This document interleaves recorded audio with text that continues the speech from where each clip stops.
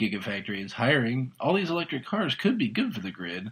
Model S gets itself a new trinket in the store, and we have a look again at Model3Tracker.info. Here's your weekend edition of Tesla Tidbits for June 17th, 2016. Electrek reports that Panasonic is girding its loins for earnest cell production at the Gigafactory after finding a request for resumes through Northern Nevada Job Connect.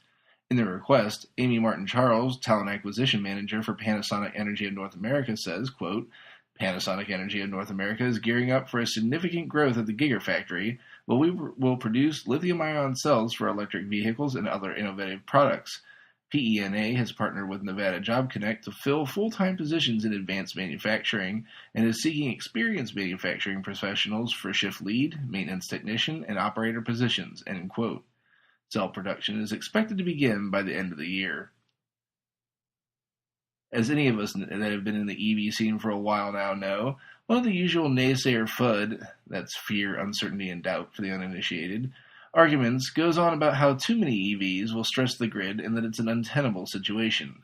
The Washington Post has a story on how the burst of EVs could be good for the grid.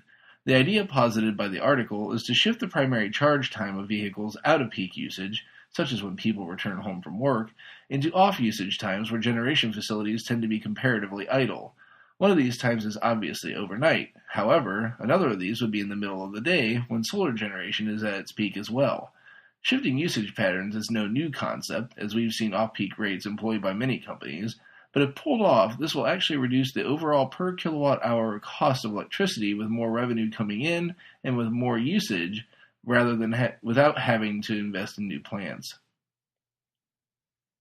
Back to Electrek, who found another nugget in the Tesla online store, this time for Model S.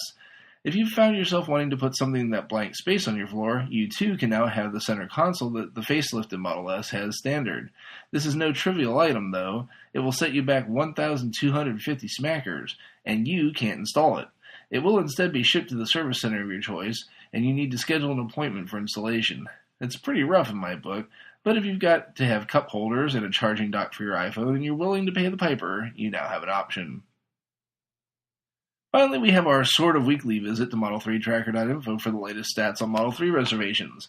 I missed last week during travel, happy just to get a podcast out, so my apologies there to everyone. In a hotel again this week, but remembered it was Friday this time.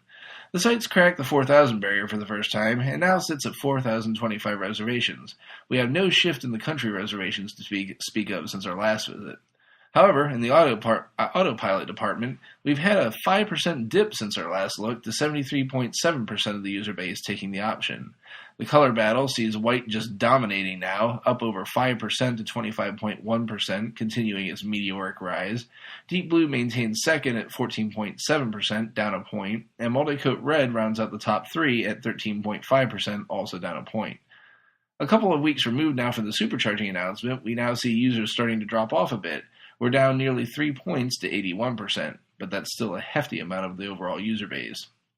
In the performance section, all-wheel drive has dropped nearly 4 points to 68.5%, and the performance and ludicrous variants are also off about a point to 18.8% and 11.3% respectively. And lastly, we've had another cancellation. We're up to 3 now. Note that 2 of the 3 were day 1 reservations, 1 Canadian and 1 US. One also had intended to take the max battery option as well, so there's a couple less in the way for the rest of us now. That's all for the episode. Links to all the full stories from the episode can be found in the description of the show. If you like what you hear every day, please consider supporting the podcast at patreon.com/Tesla Tidbits. No spare dollars, it's no big deal. Show your support with positive reviews, likes, and subscriptions on your favorite media services. If you have questions or feedback for me, you can hit me up via email by messaging podcast@TeslaTidbits.com, or for shorter form feedback, you can find me on Twitter @TeslaTidbits. I hope to see you back here on Monday. Until then, charge it up and hit the road.